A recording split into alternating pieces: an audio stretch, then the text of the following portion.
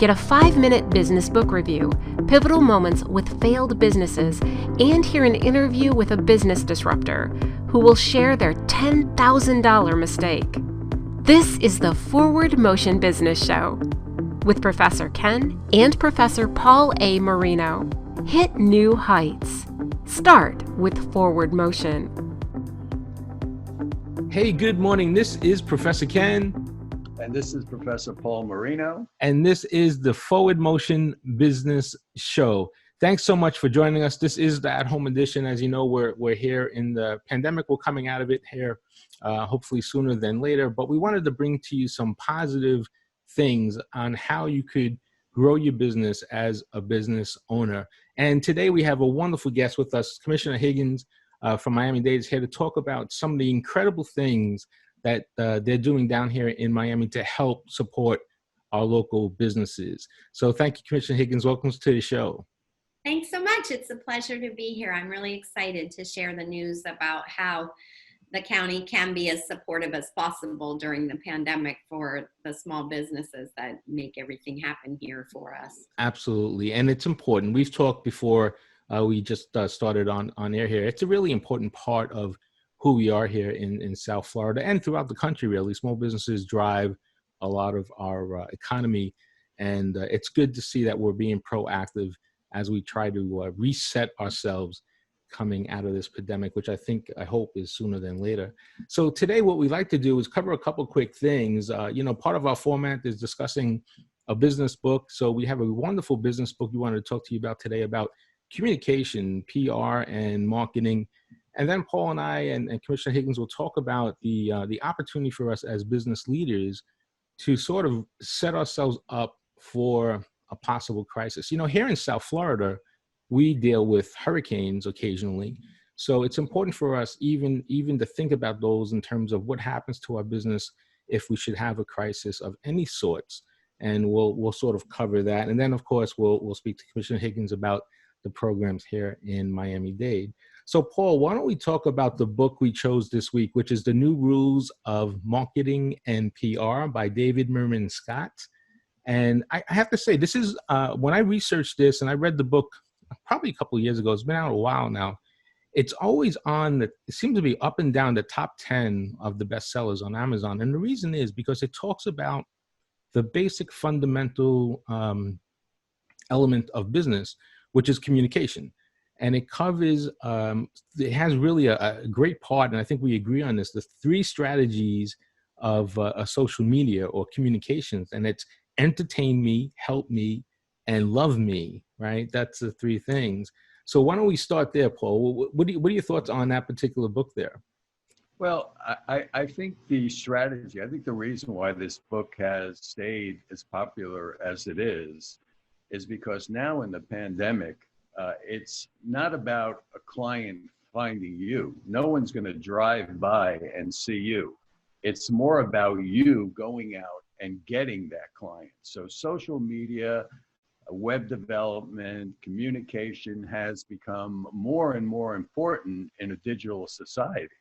Yeah. So now the business owner, you have to be proactive. If you're switching from a takeout type model for your business until after the pandemic is over, or whatever adjustments you're making, now business has to actually aggressively court clients versus someone going to a mall, passing by your store and say, oh, I'm going to drop in. They're not going to drop in. You have to actually get them interested in what you have to say. And basically in the book, they talk about, 3 different strategies. One is, entertain me. And I think a great YouTube on entertain me is Blend Tech. Blend Tech is the Blend Tech, right? If you haven't seen a Blend Tech video, you should definitely see it. Help me. I mean, everybody who needs to do something and doesn't know how to do it generally winds up on YouTube trying to find out how to complete what they want to complete. Yeah, we call that YouTube University, right? YouTube University or Khan Academy. Yeah. And then the other one is, entertain me. We're all going a little bit crazy because our travels are limited or somewhat restricted. So people are looking for entertainment. People are looking for diversity to help them get through this stay-at-home crisis. And I think that's the key. And that's why this book is relevant today. Even, it's always been relevant. I mean, communication is the fundamental component of any marketing program, right? And as you know, I'm a marketing guy, but communication is the foundation of everything, if you think about it. And yeah, and I think you're dead on when you say we're not really driving around as much as we used to. So there's no passerbys, there's no foot traffic. You have to go out and communicate to your customer.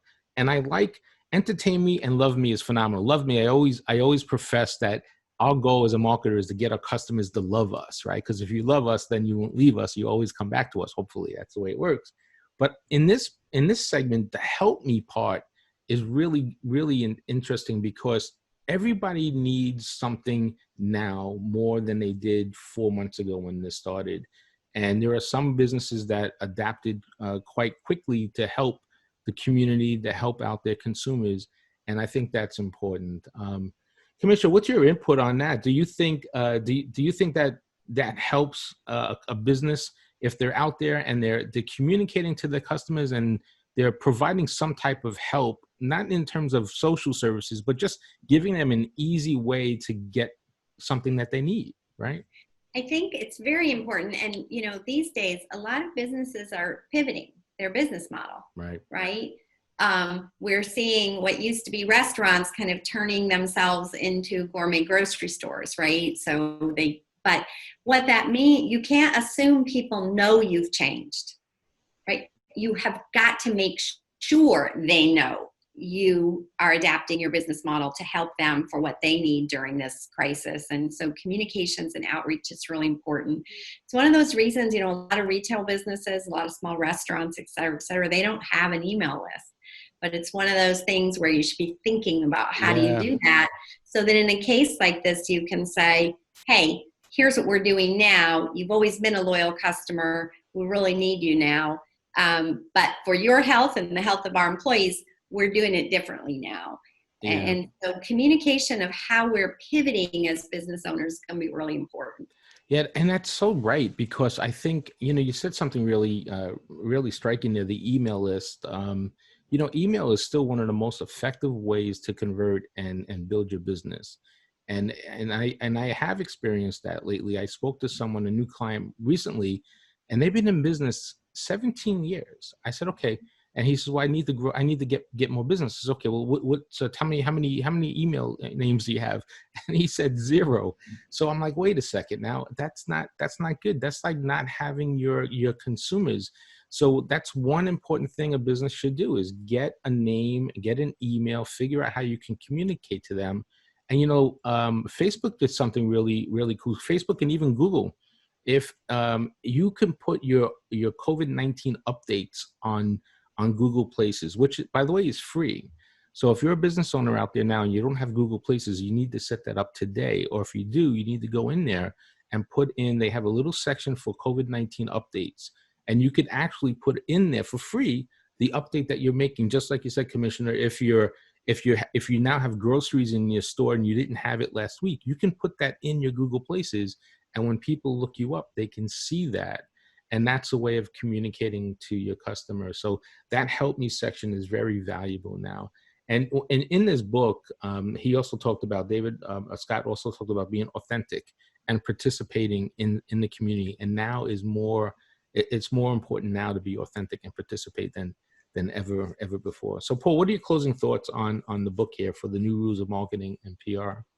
Well, I'm forever the optimist, and we've been discussing this. It seems like they're making tremendous progress towards a vaccine.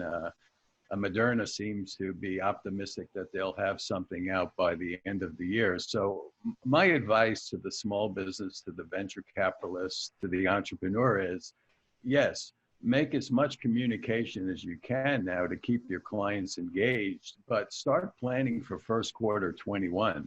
Because once that vaccine comes out, there's going to be, in my opinion, a tremendous pent-up demand. And if you don't start positioning yourself now to take advantage of it, you're going to miss the wave. Yeah, that's exactly right. And listen, I believe so too. And I know we all know that we're going to come out of this at some point in time. Hopefully it's sooner than later, and hopefully there's an answer in the vaccine and all. But you do always have to communicate. In my marketing class just 2 weeks ago, we talked about this. You would think the major companies don't have to advertise now, or they shouldn't be spending a lot of money on advertising. And advertising has come down somewhat over the last few months. But if you look at their commercials, what they're saying is, don't forget about us, more or less. We're part of the community. We're with you. We want to support you. And it's just a reminder that, hey, we're still here. We know we're not in a relationship at the given moment. We're taking a break from each other, let's say, but we're still here. So when we're ready to get this thing back up and running, don't forget us. And I think that's important. That's important there. So let's talk about the second part of our discussion. And we wanted to focus today's, since the commissioner is with us, on small businesses specifically. Listen, we could talk about all the things that are not going our way right now. And there's a lot of things that are not going the way we need it to go in terms of personal and business. And as a small business owner, there's a lot of challenges, a lot of opportunities. And you open up any magazine, any blog, it's filled with all kinds of companies that are having a hard time, and we understand that because there's no income, there's no revenues, there's no revenue stream. So that makes a lot of sense. So we wanted to talk today about how do we prepare? What can we do? And we're here in South Florida, and I'm down here 20 years now, and I've had my small share of hurricanes. I came here after Andrew, so I wasn't here for that. But if you think about that, in South Florida, we every hurricane season, we have the possibility of facing a crisis, not of this magnitude, of course, but we still have a crisis on our hands. So we want to talk about how we can prepare ourselves as businesses in a crisis situation, because what's happening now, as we try to come out of this, we have to rebuild, restructure what we have. And how can we try to soften the blow a little bit? So Paul, what are your thoughts on preparing for a crisis of this magnitude, or even, let's keep it more focused in South Florida, even any small crisis, right? How do we prepare for something like this?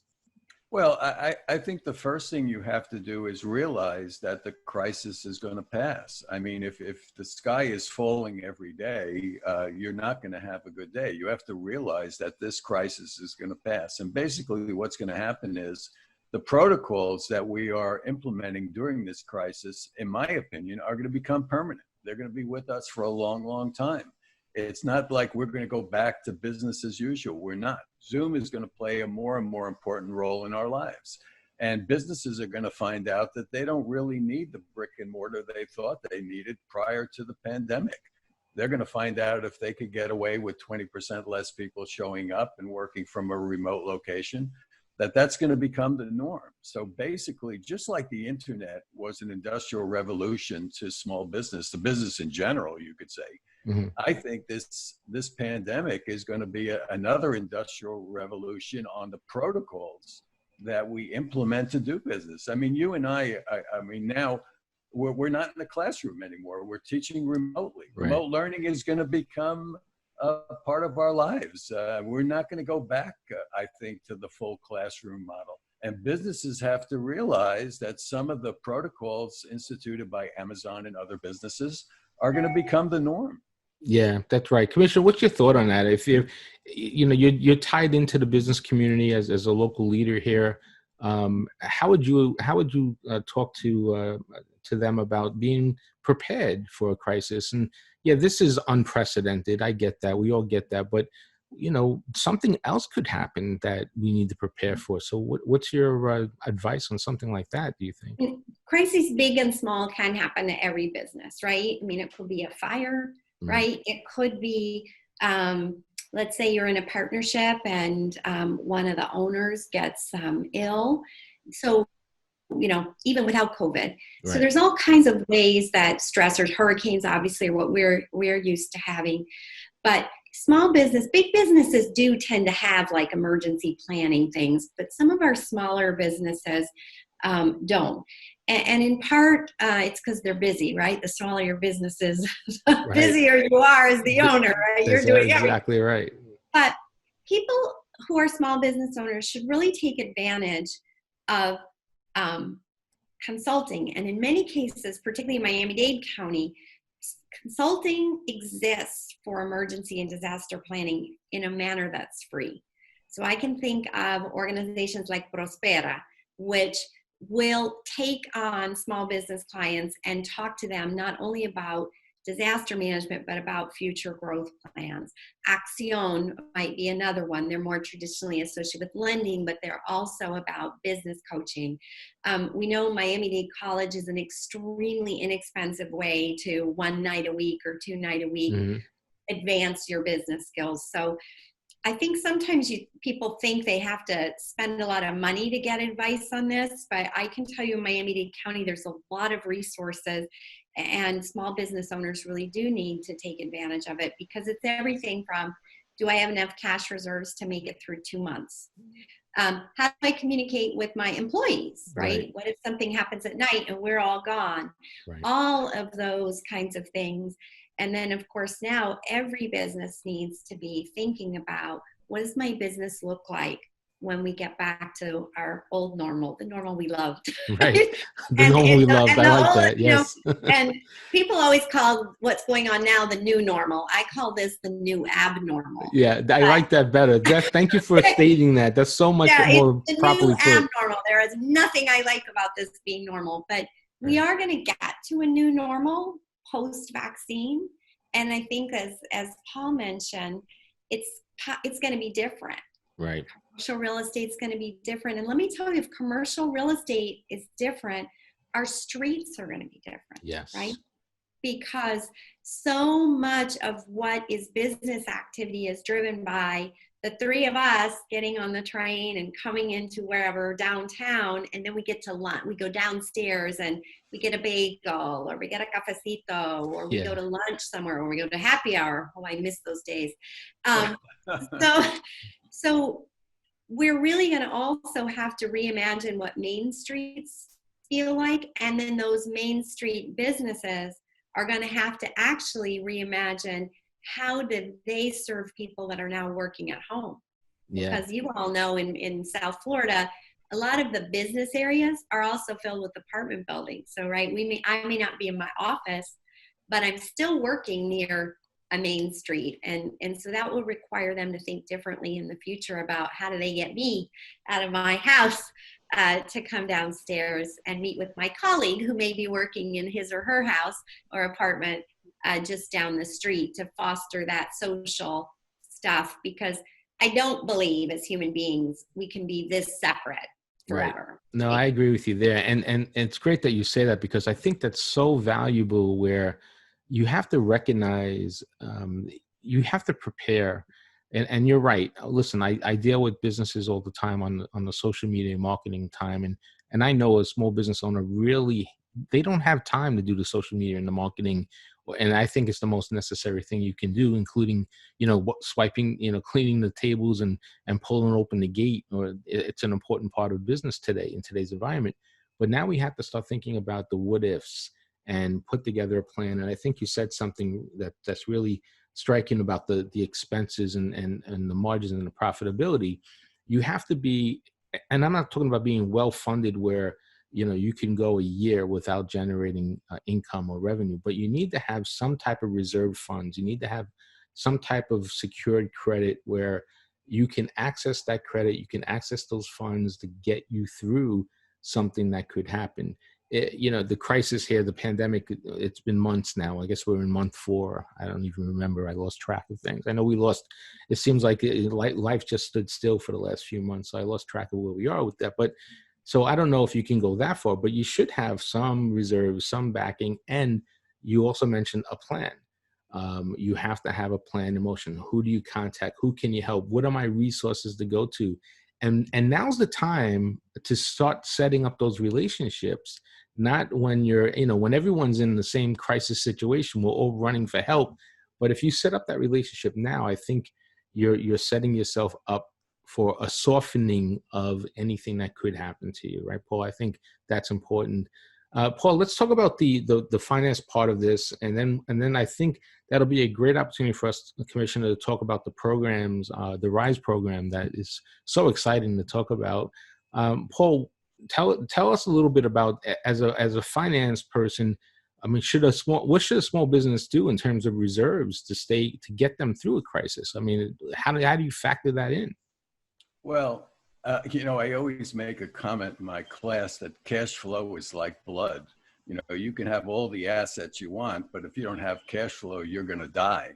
Right. So when I heard about the commissioner's program, I was very excited because it seems to me, I'm really anxious to hear more of the details. I read up on it, but most of the programs that are coming out from the government are, payroll protection and things like that, which are fine. They're great to have that collaboration. But in my mind, the small business needs a revolving credit. Where can I go when I need that credit to get me through those peaks and valleys of my sales curve? So I think one of the great things that's coming out of this unfortunate situation is we're seeing more of a government-private collaboration. And I think government is realizing what is needed by a small business owner to be successful. And that may be the government making a guarantee to a bank to establish a line of credit, or some type of financial arrangement where it's not a one-shot deal, because a one-shot deal is not going to help. I mean, it may get them through a short-term crisis, but it won't help them through the long term. And I think what we're experiencing is going to be a fundamental long-term shift of how we view government-private partnerships. Yeah. So, Commissioner, why don't you take us through the program, and this is the RISE program, which is I guess the short for reinvesting in our small business economy, right? And yes, we tried to come up with something. Yeah, no, I think that's incredible. I love it. I think it's phenomenal. So please, why don't you share with our local business owners what the program is? And I know I went online and the website is RISE-Miami-Dade.com. And it's a simple two-step application process, which I think is great for a small business owner. So why don't you please go ahead and tell us about the program and how is that going to help us? Well, it's interesting. Remember way back when PPP was first announced in the first round, and it became extremely clear in South Florida that our small businesses had been shut out of that process. And in part, small businesses don't have those sophisticated banking relationships, right? It doesn't mean that they're unbanked. They have bank accounts, right? But they don't have that banking relationship that's given them lots of access to credit and someone they can call on a phone. And so they were shut out. So my team and I, we gathered a group of individuals from the Beacon Council, also from a number of what they call CDFIs, for anyone that doesn't know what that is, Community Development Financial Institutions. And these are community lenders that work in our community that are used to working with small businesses. And let's be clear, like in Miami-Dade County, 80% of our businesses have less than 10 employees. Mm. So if you think the federal government's PPP was designed for them, like it wasn't. So we knew we needed to design something that could get access to capital to some of these smaller businesses. And that's where the idea for the RISE Fund was out. And as with most good ideas, it's always a good idea to search around and try to steal from people who've already come up with the idea. Inspired. You got inspired. You didn't steal it. You were inspired by other communities. And many other communities had a revolving loan fund specifically designed to make sure that their small businesses had access to capital. And so that's what we did at the county. We started the RISE Fund. We injected $25 million that came from the CARES Act funding to start the fund. The idea behind this fund is to loan money to companies that have less than 25 employees, including 1099 employees, right? A lot of small business models, hair salons, barbershops, they don't have direct employees. Everyone's kind of an individual contractor, but it's still a good business. Right. So that's the idea. Help our small businesses get access to capital and make those loans connect those businesses to the community lenders who are used to loaning to small businesses. So they know what to look for in a 10-person company or in a 12-person company in the way that a Wells Fargo or the big guys don't know how to do that. That's not their business model. This is their business model. So the Dade Credit Federal Unit, the Dade Federal Credit Union is our administrator of the fund. So they're officially in charge, and all of the applications will be vetted by them. But then your small business will be connected with one of these CDFI community lenders, because the idea is that they don't just loan you money, but that they also involve you in what we were just talking about, the programs around business planning, communications planning, and disaster planning. So we opened the fund for applications last Monday. We're up to about 850. And then, of course, what we're trying to do is get other funders.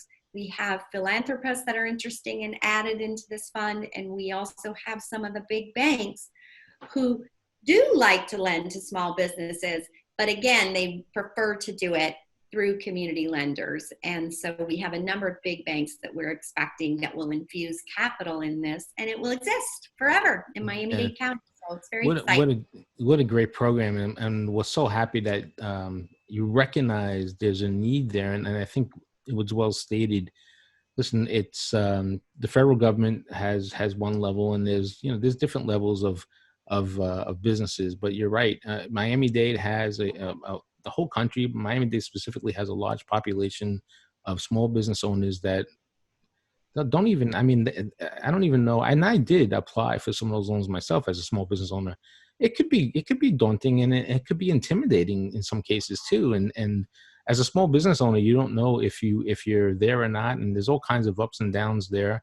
And it's so good to be involved. And the local community banks is one of the most important relationships that you can have as a business owner, not only because they're a bank, but they are connected to the business community because everybody works together. And that's so important. Give us a sense, if you could, on the application process. Can you tell us more about that? I went online to the website, and again, the website is RISEMiami-Dade.com. That's RISEMiami-Dade.com. And it looked like it was a pretty simple process. You put in the information, and then you get connected with the community bank, and the community bank takes it from there and starts working with you to see how we could get funded, right? We have a few requirements. The business, because it's Miami-Dade County funding through the federal government, the CARES Act, it's our county's money. Business has to be located in Miami-Dade County. We're looking to make sure that the business has been in operation for at least 2 years, because again, we're trying to make sure they had a good business model. We know they can survive post-COVID, that they have not declared bankruptcy either in that 2-year or 3-year, in a 3-year period. So again, this was a good business. So they may be struggling through COVID, but we know they're going to be a good business when they come out on the other end, and that they have less than 25 employees. We're also working with credit scores that are different from what the big banks work with, looking at credit scores at 575, which are typical for successful small businesses. Right. But sometimes the bigger banks are looking in the 600, 650 range. And so, again, that's why it's important. These community lenders, they can look deeply into your little business model and determine, do we think this is someone that really could use this capital to grow and thrive. And you do not have to prove that you've had any impact due to COVID. So let's say you are a business that, quite frankly, if you could get access to a small loan, you could expand your business right now, right? And that's very unique. Most money now is only going out for COVID issues, and we've got tons of other programs for that. But in this case, if you are successful in your business now and you can hire other people, if you could get more capital, you could also apply that way as well. That's great. And I think that's important because there are, we know the good and the not so good around us, but there are businesses that are still thriving, which is great to see and so great to hear. So if you need growth, funding for growth, then this will be a great opportunity to do that. And don't be shy as a business owner to do that. If you're growing and you need to grow, yeah, I know it might be not so positive all around us, but there are tons of companies that are growing right now, small and large, and there's a history of successful businesses that have come out of crisis, and this is the time to grow. If you can do it, then let's do it. You'll not only support your business, but you'll support another employee or two, and you'll help the community, and you'll take that next step forward. Paul, what's your thought on funding and this program for our local business? Well, I thank the commissioner for being so proactive and keeping her eye on the small business community. One of the things that really caught my attention, I'd like her to elaborate it on a little bit if she would, is that when I first read about the program, it was a revolving credit. You don't see a lot of revolving credits coming out. And by a revolving credit, we mean that it's not a one-time deal. I mean, you have this line of credit, and correct me if I'm wrong, and once you draw it down and pay it back, then it's still accessible. So it's what really attracted me towards the program. It's not a one-shot fix, but it's more, seems to me, to be a continuous addressing of the problem. So Commissioner, if you could elaborate on that, I would appreciate it. Yeah, so it's revolving in two ways. If a business is paying back, they could get access again. There's no limit on just one-time access. It's also revolving, and if you pay it back and you don't need it anymore, that those funds would be available for other small businesses going forward. And so that's kind of my goal. I'm hoping over the next 3 to 4 months to raise additional capital into the fund so that it's not all CARES related money, but that we are really building what I'd like to see is a $50 or $60 million revolving loan fund that's out there for small businesses in our county. And we made it flexible. We put a policy committee in charge. And so the rules right now, quite frankly, are really designed to, they think about COVID.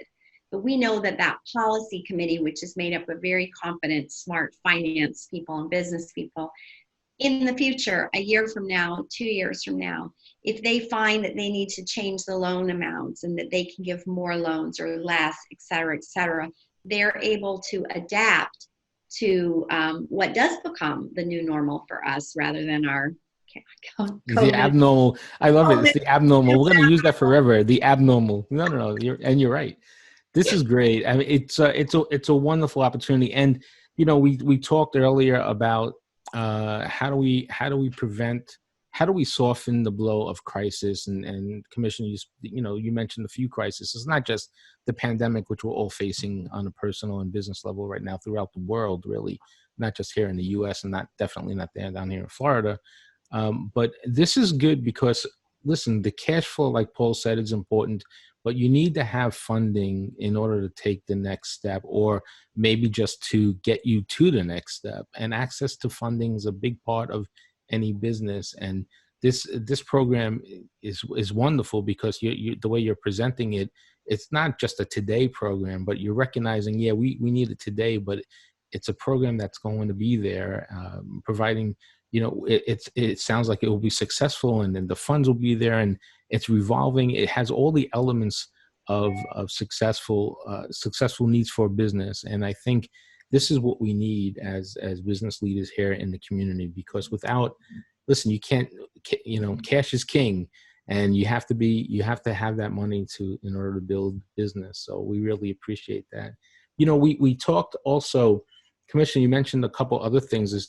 We have a few more minutes if you wanted to cover a couple other programs that would help the small business community outside of the RISE program. If there's something there you wanted to speak to as well, we'd be welcome to hear some of that news. Sure. I know sometimes we're all a little critical about the federal government's PPP program, but what the federal government did right in the CARES Act is they moved some CARES Act money locally so that we could create programs that worked for us. And the RISE program is an example of that. But we've also created and already launched 2 other small business assistance program. One is a small business assistance. It's a forgivable loan. If you are able to continue to employ your employees. And it's primarily designed for businesses whose employees are making less than 80% of the average medium income in the area. So again, that would be what that is definitely designed to do, is keep low wage earners employed. We also have another program that is a layoff aversion program managed through Career Source South Florida. And that is another one designed to try to help kind of keep a few more employees in without the burdensome requirements of PPP. And then this week on the commission, at the Board of County Commissioners, we should launch a program specifically for restaurants, because we don't know how long the indoor dining closures are going to last, but it's going to last until this virus is starved. And so that program for restaurant owners is going to be grant-based, because we are not sure. I think it's going to be very difficult. They will have been out of cash for quite a while. Right. Help them pay back rent, back utilities, food, any kind of inventory issues. And then we have another fund that we're going to administer through FIU and the South Beach Food and Wine Festival that will go directly to restaurants who have had to lay their low-wage workers off, and that monies will go to the workers. And so that too is something we should be launching in the next couple of weeks. And I think our small businesses should expect to see more from the county. We kind of launched them just as we could administer them, and the minute we get those out the door, we come up the next week with the next thing. Yeah. And the next thing. Well, you're definitely digging in, and you're certainly, like Paul said, you're supporting the community, the business community, and we appreciate that. It's important, and I think you recognize the importance it plays, not only in the community but all of us as a society here. We all need each other, and it's great to see that you're part of that solution, and you're helping. Where can we send? If someone's watching us right now, where should they go? We talked about the RISEMiamiDade.com for the RISE program. Is there another website that we can send them to, or a place we can send them to keep get updates and all that? There's a couple. There's so many. It's tricky. If anybody really has questions, why don't they just email our office? And it's District 5, the number 5, not the word, at miamidade.gov. Perfect. And we can funnel them over to whatever program might be interesting to them.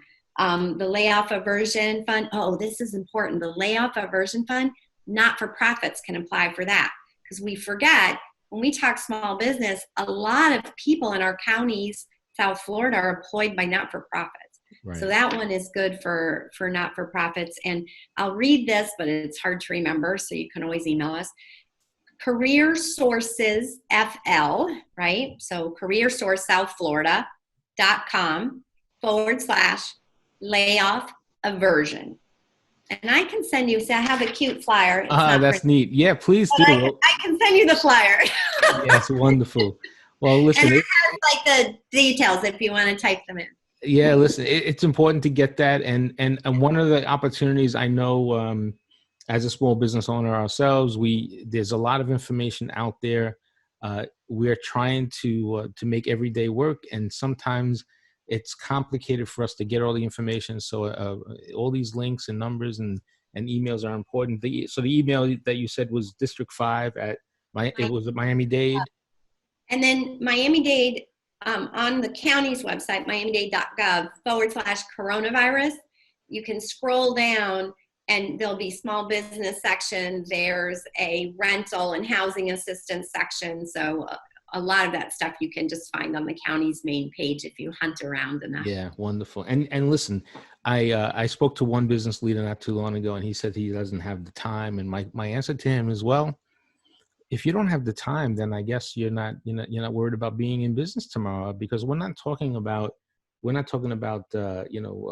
handouts that are going to just get you to the day. We're talking about opportunities that will keep your business running. So you have to make the time, because it's a valuable resource, and you can't get this everywhere. And as a business leader, you have to recognize that this is a resource that you need not only today, but as part of your business plan, as part of your business strategy.